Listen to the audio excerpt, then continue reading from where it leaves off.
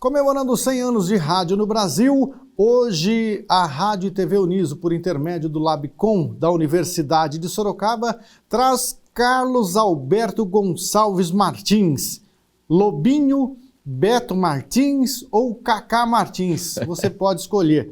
Seja bem-vindo, Cacá Martins, à Universidade de Sorocaba, para falar um pouco da sua história nesses 100 anos do rádio no Brasil. Viva os 100 anos, né, do rádio do Brasil. Esse veículo tão apaixonante, tão presente na vida das pessoas. A Uniso, eu tenho acompanhado vários comunicadores, radialistas que estão passando aí por esse processo dessa comemoração, esse projeto muito bacana, né? Que sirva de referência para o Brasil, para o mundo, valorizar as pessoas do rádio e esse meio de comunicação tão presente, né? Cacá, como é que você entrou no rádio? Tem muitas histórias de gente que ouve rádio, se apaixona, tem alguém na família que incentiva, tem algum amigo. Como é que você entrou no rádio?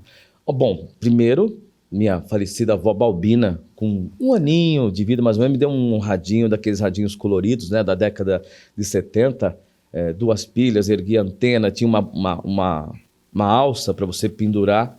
Diziam que eu ficava ouvindo no rádio e falando com aquele rádio ali o tempo todo.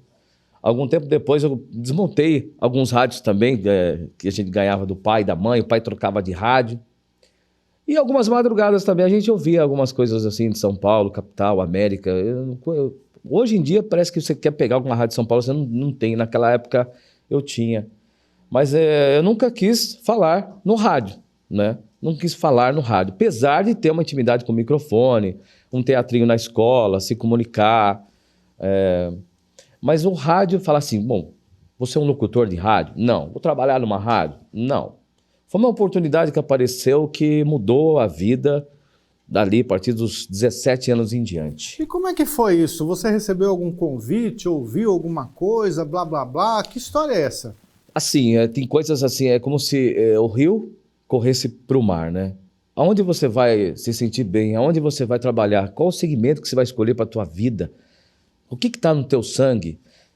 Eu ouvia muita música, eu e minha irmã, a gente gravava muita coisa de rádio. Eu sempre fui ouvinte de rádio, Aí, um belo dia, numa roda de colegas, ali quase na fase adulta, 16, 17 anos, eu vi numa rodinha, de longe, eu nem participava dessa rodinha, que a rádio ativa, instalada na cidade de Sorocaba, na General Carneiro, 100,5, precisava de locutores e tinha um anúncio rodando na rádio.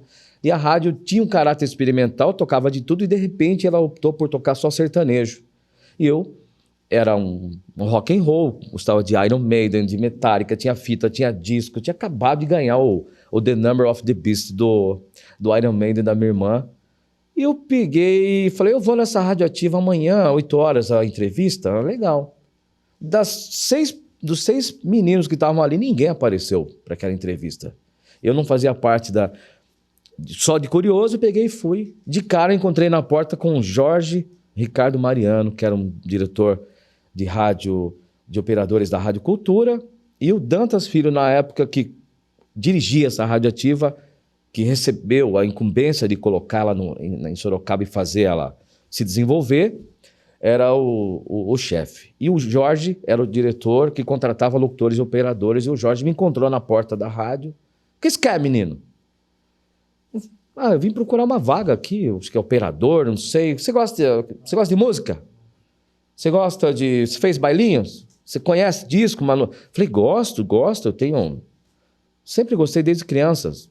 Mas você foi numa rádio sertaneja e ouvia Iron Maiden, e também ouvia rádio AM, por exemplo, que você falou que gostava de ouvir os rádios de Vamos Acertar o Galo. Sim. Então é um contraste muito grande aí, né? A experiência que eu tinha de rádio era clube, que meu pai ouvia, a gente viajava para Ilha Comprida, ouvia até um certo ponto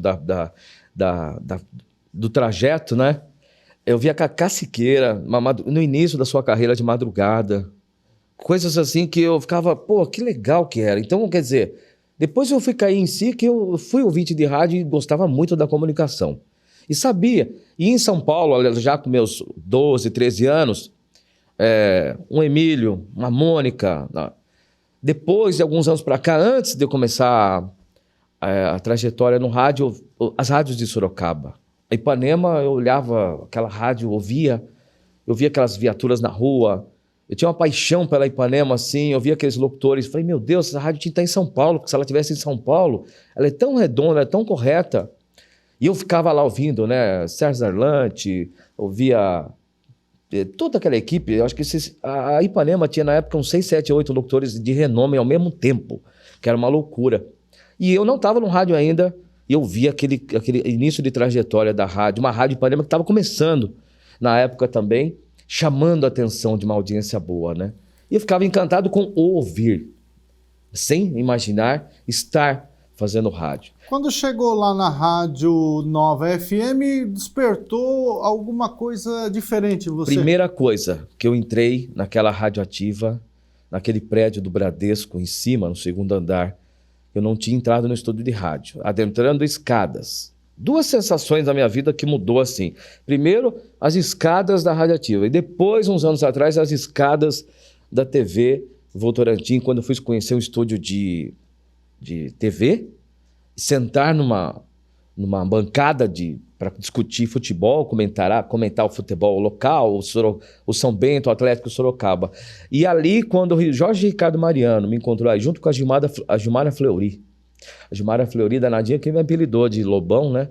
Eu tinha um cabelão meio skate, aquela coisa meio rebelde da época e tal. E Jorge Ricardo Mariano e Gilmara falou, você é o Lobão. Ô, Lobão, Lobão, Lobão.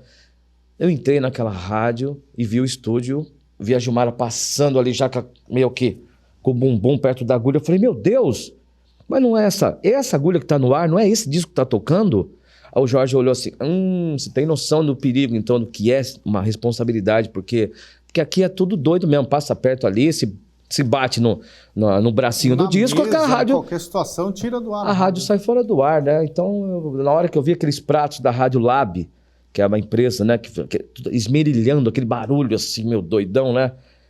Paulo Alonso estava falando, Radioativa FM 100,5, moça, beijo na ponta do nariz e não sei o quê. Eu falei, caraca, mano. Eu tinha ouvido esse cara ontem à noite, porque ele estava dobrando na rádio, não tinha locutor. É a mesma voz, e o cara tá aqui cedo e vai voltar à tarde trabalhar, e é o cara que estava no rádio lá falando, ele tá aqui na minha frente. Então, Lobinho, é o seguinte, a gente está precisando de operador de madrugada, um operador de madrugada, um discotecário para cadastrar os discos. Você tem datilografia? Falei, tenho. Cara, então isso salvou você, que eu estou querendo uma pessoa primeiro que cadastre os discos da rádio. Falei, caramba. Quando a gente ouve falar em datilografia, já pensa que é um cara pelo menos de meio século, né? Isso de rádio, de conhecimento, né? E aí, você chegando lá, foi fazer o cadastro de discos, né? Muitos discos. Ali, eu fui conhecer de A a Z. A rádio tinha uma prateleira de discos, onde tínhamos encaixes, né? Aí, quando eu era pop, dance, rock, tudo que era pop, menos sertanejo. Sabia o que era Tião Carreiro e Pardinho, sabia o que era Chitãozinho e Chororó, tudo aquele contexto de popularidade. Mas tinha um preconceito, falar, é brega. Isso eu não ouço, eu ouço outra coisa. Aí eu fui pegar em discos de Abel e Caim, de Barrerito, de letra T, Tião Carreiro, letra C, Chitão, J, João Mineiro, Zilo e Zalo, letra de A a Z. O Paulo simplesmente ele pegava todas as músicas e discos de A a Z, ele colocava a sua assinatura e eu tinha que pôr a folha com carbono dentro da máquina, né? Eu datilografava com uns 4 dedinhos. Não era tão perfeito assim, mas era rapidinho. Pá, pá, pá, pá, pá. E eu fiquei ali, acho que um mês e meio cadastrando discos numa pasta, porque a rádio estava desorganizada. Eles queriam fazer essa organização. E eu só olhando, organizando o disco, olhando, esperando a vaga de madrugada que um operador ia sair, para eu fazer as duas coisas. Terminar de cadastrar os discos e esperar minha oportunidade para trabalhar de madrugada passando músicas. Normalmente se começa à noite, madrugada. E você entrava 2 horas da manhã depois, quando foi operador de áudio, é isso? Quando foi operador de áudio, eu entrava às 2, saía de bicicleta do bairro Barcelona, assim, tipo 1 hora da manhã, 00:30, deixava minha bike ali. O Emerson Zanetti era o locutor que ia até às 2 da manhã, às vezes eu dormia um pouquinho ali no corredorzinho da rádio. Na hora que ele saía, eu entrava, só colocava o prefixo, umas vinhetas. A Radioativa não tinha cartucheira.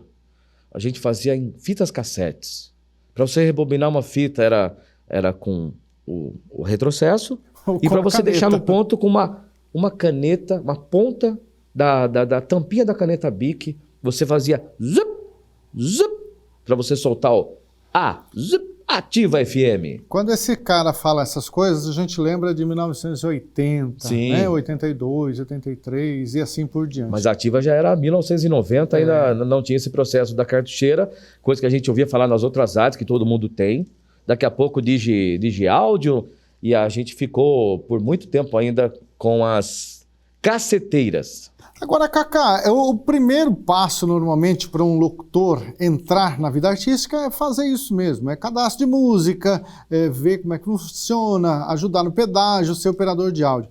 E como é que o Cacá Martins, que na época se chamava Lobinho, né? Depois que cortou o cabelo, quem deu esse apelido para você? Jorge Ricardo Mariano, Gilmara Fleury, era Lobão, cortei o cabelo porque já tava aquele bullying, que nem tinha essa palavra bullying na época. Eu falei, vou cortar esse cabelo. Lobinho. E aí você entra no ar como Lobinho. Ganhando uma oportunidade para falar, acompanhando, vendo todas aquelas feras, depois de ter começado a programar, aprender as músicas. Aí falei, bom, agora é hora de falar. E eu treinava muito, eu via outras rádios também, não só os locutores da Radioativa. Eu via outras rádios e eu ganhei uma oportunidade, e esse dia ficou marcado. Ficou marcado porque tal dia você vai falar, você vai abrir, você chega de fala a hora, chega de prefixo, você vai ter o teu programa. Carlos Alberto Lobinho, o Lobo da Madrugada.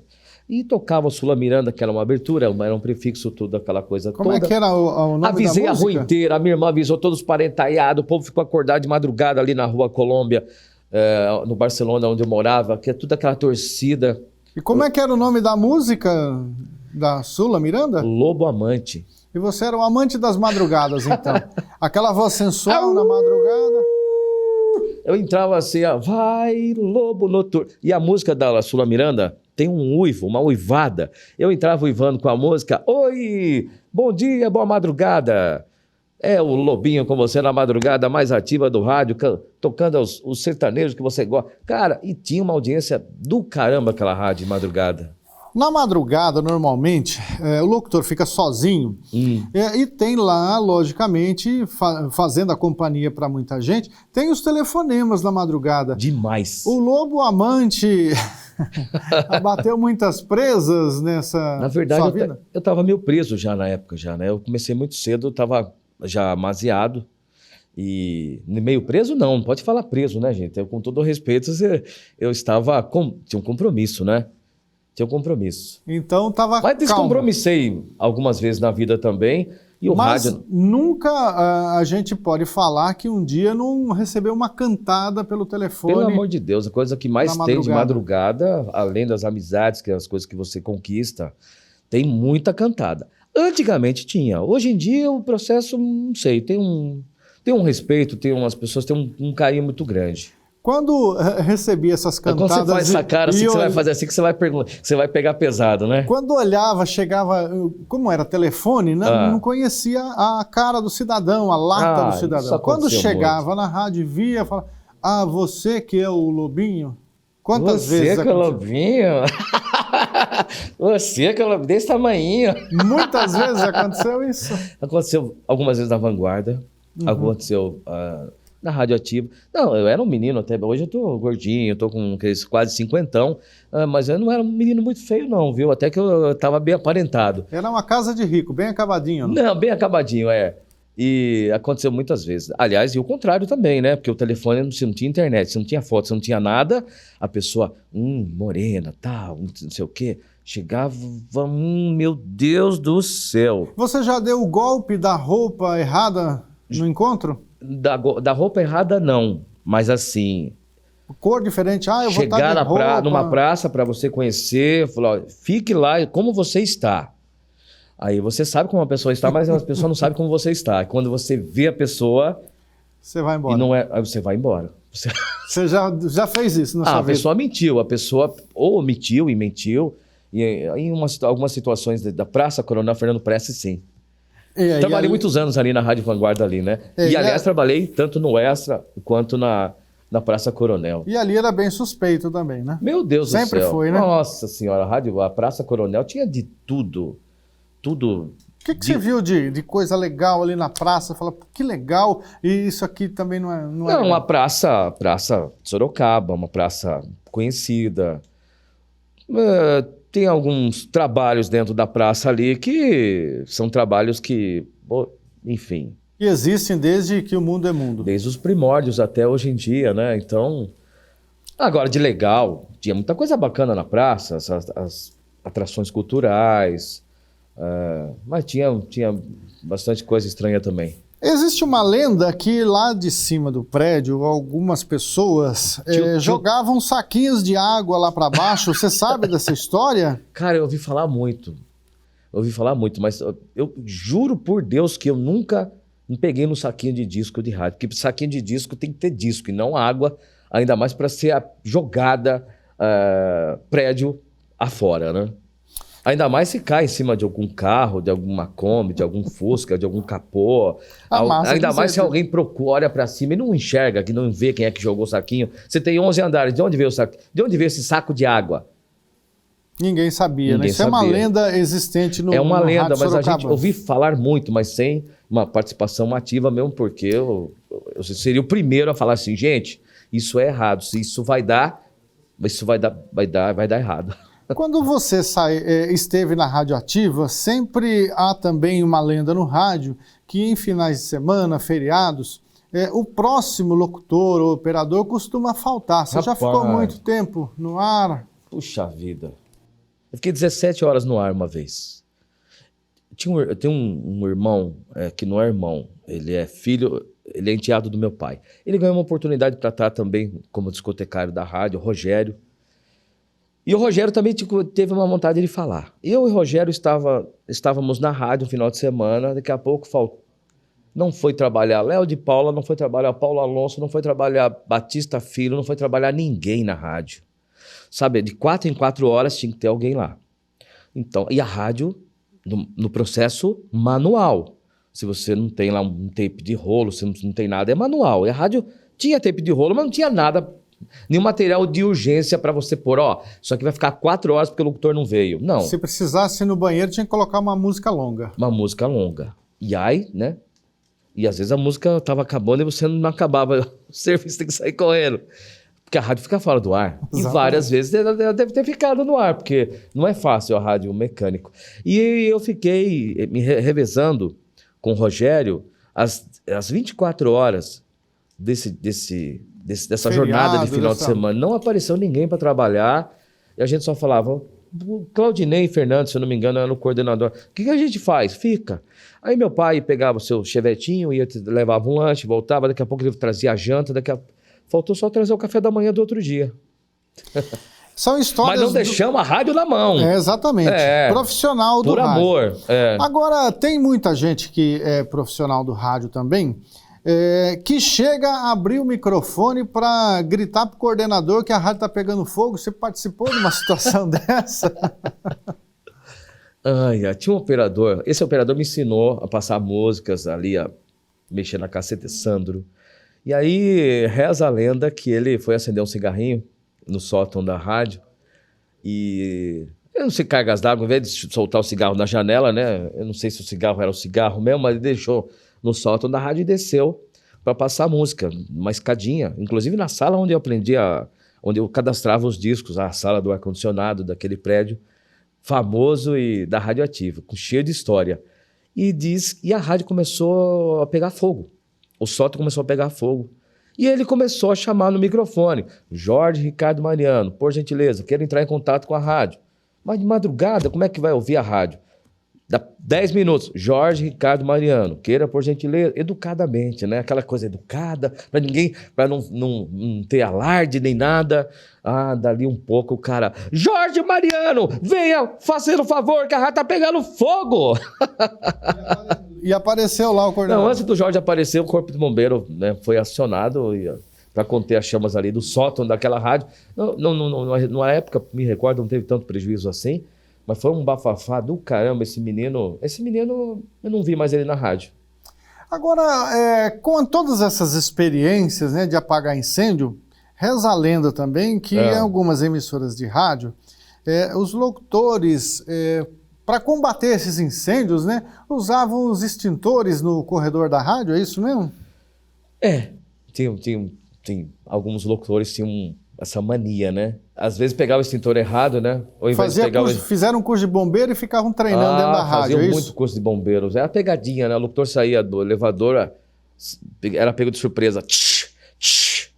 E aí, enfim, tem alguns malucos no meio desse meio que se aventuravam em mexer em coisa que não conhecia, especialmente pegar um extintor a vapor, de oxigênio, sem querer e pegar um extintor de pó químico. Aí você vai no estúdio do colega, você acha que está jogando ar comprimido na cara do cara, você joga pó químico não só na cara do cidadão, mas no estúdio inteiro. E depois, lógico, tem que fazer uma faxina, depois né? tem que fazer uma faxina com um paninho, limpar botão por botãozinho, porque no outro dia a rádio vai funcionar e enfim, a caca vai aparecer. Muito bom. Mas enfim, eu não estou envolvido nisso. São histórias que a gente ouve, que a gente pode ter presenciado, né? Sim. Mas com participação efetiva, jamais. Que não há provas, né? Não há câmeras, não há fotos, Não, então é lenda. hoje em dia a gente vive um Big Brother dentro da rádio, né?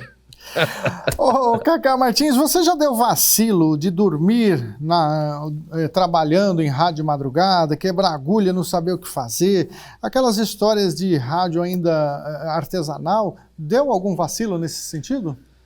Olha, com relação à agulha, rapaz, não, com relação a algum tipo de problema, vacilo, vou dizer pra você assim que não recordo assim de... Uma cochiladinha light foi, né? Cochilada na madrugada é uma coisa que não é difícil de acontecer, seja em qualquer serviço, né? Seja em qualquer serviço. Mas ali eram 4 horinhas assim que eu gostava, que eu dormia de dia para chegar bem preparado. A questão da madrugada, eu vou dizer para você, de cochilar, não era difícil. A questão é você ir para a balada e ter que estar 6 horas da manhã na rádio. Mas, já ia direto, logicamente, né? Eu tive... Com produtos etílicos utilizados e tudo mais, né? Eu tive uma vez, eu levei uma advertência, mas assim, uma coisa de... muitos anos na rádio, enfim. Eu, ao invés de entrar 6 horas da manhã na rádio, eu cheguei 15 para as 8 na rádio, rodado e com uma cabeça que virando dos avessos. Era um sábado de manhã. Quando eu cheguei, já tinha um locutor no meu horário e eu falei, e daí? Vou ficar até as 11 aqui? Ele falou, não, pode ir embora que o gancho já tá dado. Já ganhou um presente. Mas olha, uma vez, cara, em 15 anos, no mesmo teto, e é uma coisa que às vezes é irresponsabilidade? Mas a gente é um ser humano, né? Agora, Cacá, depois do término da Rádio Ativa, da mudança dela para outro tipo de emissora, você saiu do rádio e foi ser empreendedor, é isso? Eu tive comércio, tive locadora de games, tive pastelaria misturado com lanche. Eu fiquei 3 anos ausente, inclusive. Aliás, o retorno foi com... O Roberto Macedo já estava na direção da Rádio Vanguarda. Eu achava que não ia voltar mais. E aí a sua avó incentivou de novo. Tem um ex-cunhado meu que estava lá, Moacir, que eu tinha dado a gente tinha dado essa chance para ele também, o DJ Moa. E aí, falei assim, Beto, aí tá você precisando já era de vaga. Beto? Você era Lobinho, aí já mudou para Beto. Beto foi na Rádio Vanguarda mesmo, né? Com Beto Martins. Você não ia usar Lobinho na Vanguarda? Acho que a Cecília também. Eu falei, Beto Martins, legal, Beto Martins, boa. Eu acho que ninguém me deu esse nome. Eu só simplifiquei Carlos Alberto por Beto e pegou o Beto. O Vlad me chamava de Beto, a Suzy me chamava de Beto, a Kátia Soares era Beto. E o Beto era o Beto o mais novinho de toda aquela geração de veteranos. Se eu era o mais novinho, eu não estou chamando eles de velhos hoje, porque eles continuam são novos todos e ativos, jovens, viu? Com certeza. Aí, novamente, você vai para a Rádio Vanguarda, passa por um teste com Salomão Pavlovski e Cecília numa mesma sala. Tremeu na base? Tremi na base, mas, rapaz, eu fui com a cabeça boa, ciente de que para o teste de AM eu ia me dar bem, porque eu gostava de brincar com aquelas coisas de esticar a voz.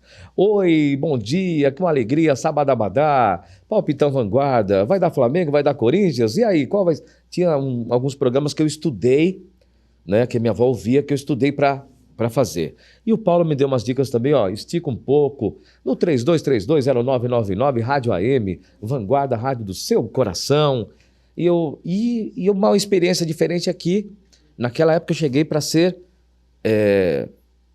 eu não operava, eu ia ganhava só para falar, tinha um operador na rádio, a rádio tinha 3 operadores. E em 92 eu cheguei para fazer esse teste de AM, mas a Cecília estava na rádio, estava procurando um locutor, e ela me entrevistou por 5 minutos e viu que eu não tinha aquele sotaque que ela não gostava na rádio FM dela. Ela contratava muitos alunos de São Paulo, do Senac São Paulo, ou contratava gente que não tinha esse sotaque do Porta e do Leite Quente. Eu tinha, mas quando eu falava, eu conseguia esconder, eu conseguia, enfim, fazer uma leitura de um texto sem deixar parecer muito o Porta ou o Leite Quente. E fiz um teste ali com músicas do A.H.A., com músicas grandes de Elton John, e ela falou assim, olha, eu estou procurando um locutor para fazer o programa Music for Lovers. Que é um programa de música romântica. Que era um programa de 4 horas de duração, onde a primeira meia hora era Black, a outra meia hora era Brancos. Black, se colocar Stevie Wonder, Michael Jackson, e os Brancos, Elton John, Michael Bolton, e o nome daquelas músicas daquele tamanho, eu falei, cara, e o inglês... Era uma coisa que também, de ouvir Ipanema, Jovem Pan Transamérica, me facilitou. Já eram nomes conhecidos, E é uma coisa que eu tinha muito, que eu fazia muito, que meu pai trazia os filmes legendados, e é uma coisa que eu e a minha irmã, a gente sempre brincava. Comprei muita revista Bis, então o nome das músicas era uma coisa que eu tinha uma familiaridade, e quando chegou esse teste, eu tinha uma leitura com ponto e vírgula bons na época, apesar de pouca experiência em falar, mas eu tive uma leitura boa, um inglês bom. Ela fez assim, você vai esperar, aquela vaga vai ser sua. Você falou desse teste, novamente, Paulo Alonso que esteve no seu caminho, né, para que você voltasse para o rádio? O Paulo que deu essa oportunidade para fazer esse teste de AM, que automaticamente virou FM. Eu fiz um mês, final de semana, na rádio Vanguarda AM. Com 15 dias eu estava registrado, com 30 eu estava da madrugada. E uma outra coisa que a Cecília fez, e a Tânia na época também, o locutor ia até 1h da manhã, o João mesmo saía a pé da rádio e ia embora para Vila Jardine. Eu falei, Cecília, eu moro no Mineirão com a minha avó.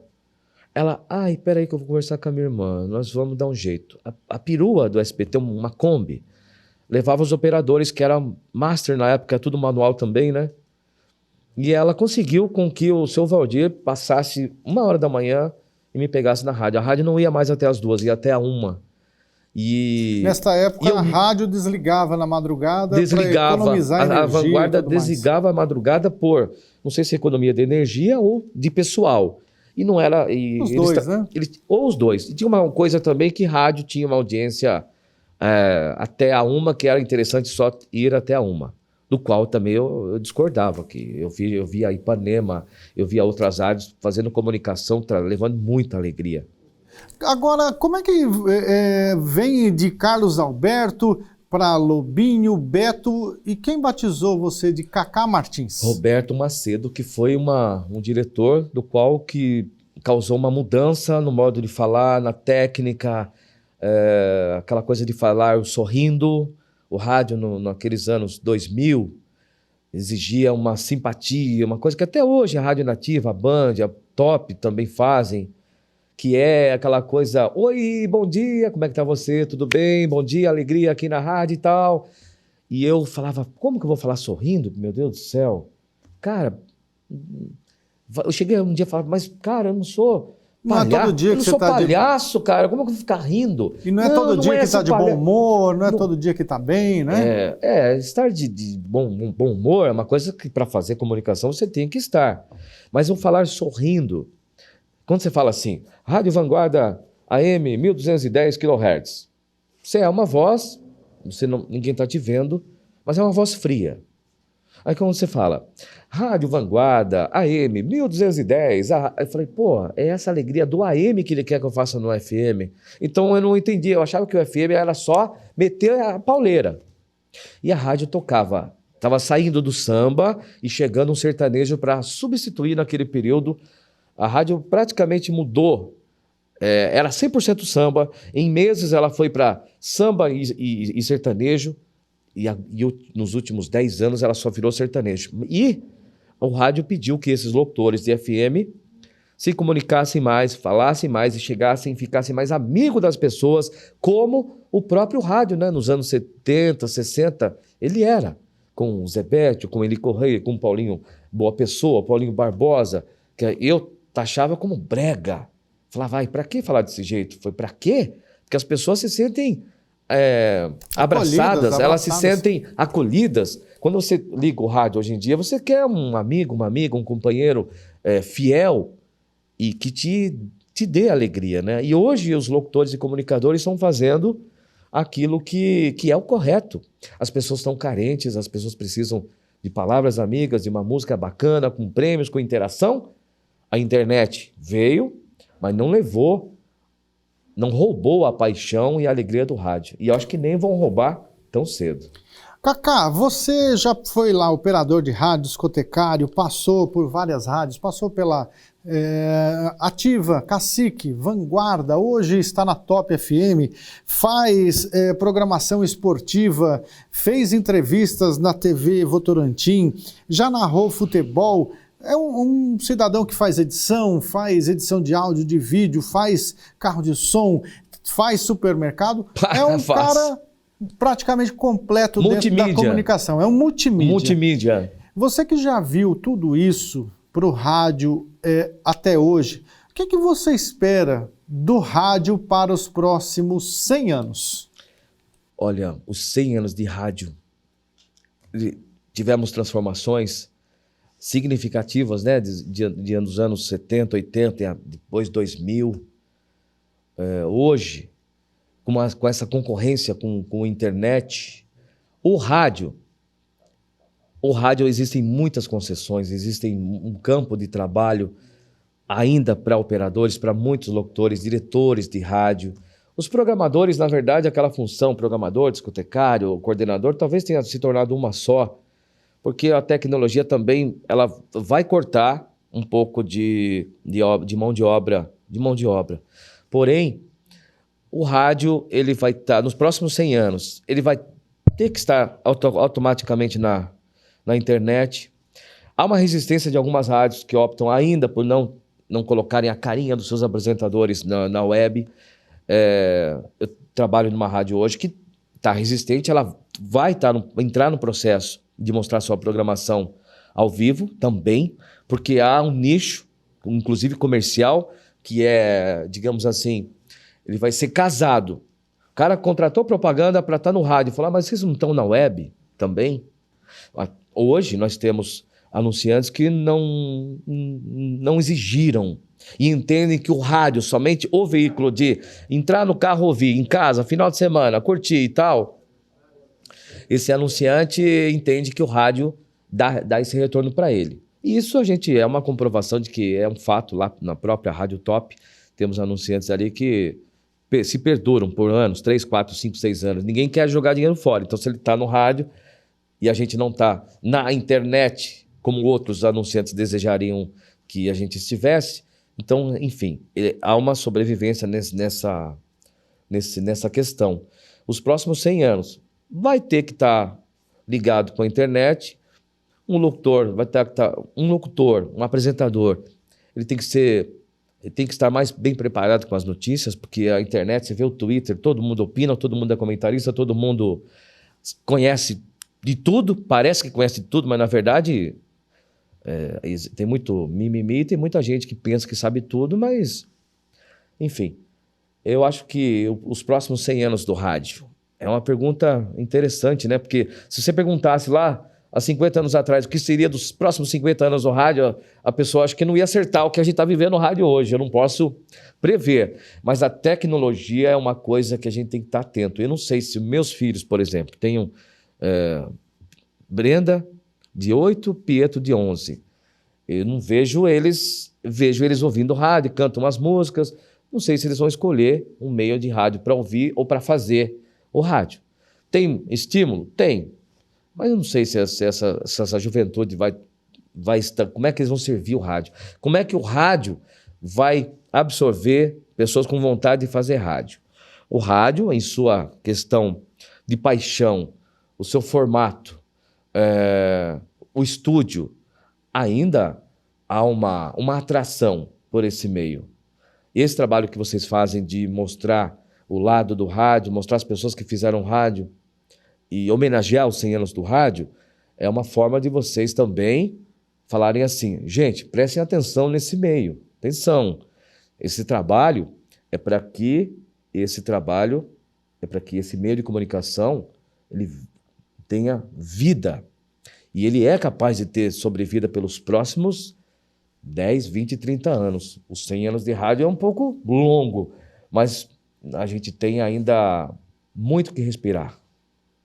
Muito bom. Conversamos aqui com Carlos Alberto Gonçalves Martins, o Lobinho, o Beto Martins e também o Cacá Martins. São vários personagens em uma só pessoa. Cacá, muito obrigado por ter vindo aqui à Universidade de Sorocaba, falar um pouco da sua história e também falar um pouco desse meio de comunicação que deve permanecer por muito tempo, deve mudar daqui para lá, vai para a internet, está no carro, talvez um dia via satélite, talvez algum dia aí em outros formatos diferentes que poderão vir. Muito obrigado por ter vindo aqui, falar um pouco disso tudo para a gente, que você tenha vida longa no rádio e que nós possamos ouvi-lo sempre aí nos meios de comunicação. A Universidade de Sorocaba agradece muito a sua vinda até aqui. Eu que agradeço, Luizinho Rodrigues, toda a coordenação do curso, desse projeto sensacional que é homenagear os 100 anos do rádio. Pela faculdade, pela Uniso, tantos passaram, vão passar, tantos são atraídos e tantos vão buscar a Uniso porque estão ouvindo ali a PAN, a Band, a Top, Cacique, Vanguarda e outros meios, eles ficam encantados, falam, meu Deus, será que eu tenho capacidade de ser o Luizinho, de ser o Cacá, de ser fulano, de ser Beltrano? Eu acho que a gente vai formar muitas pessoas, eu acho que o rádio vai trazer muitas alegrias, continua trazendo. Você vê os filmes americanos e seriados, né? Sempre o rádio tá ali, aquele locutor, o diretor sempre usa respeitosamente essa inclusão, porque o rádio está no meio das pessoas, na vida, no cotidiano, né? Eu entro no carro, rádio, estou em casa no final de semana, é rádio. Ah, veio o pendrive, veio a internet. Cara, mas a gente sai na rua, cara, eu te ouvi falando tal isso, poxa, você estava fazendo tal aquilo. Falei, caramba, não é porque é só conhecido da gente, os não conhecidos também, as pessoas respiram, consomem o rádio. E o rádio é de graça, consome um mínimo de energia, seja no seu celular, na sua bateria, seja em casa.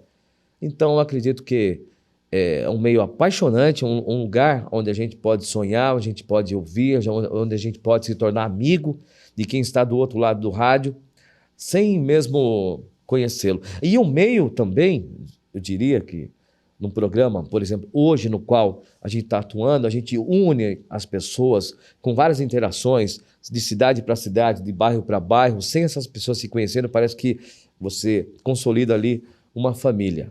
É só fazer com paixão, fazer com dedicação e unir, né?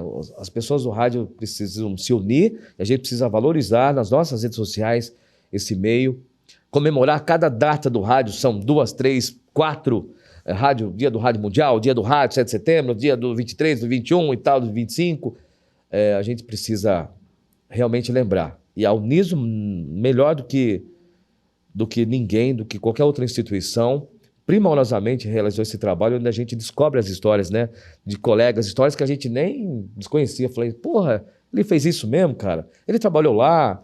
Que legal. Parabéns, Uniso.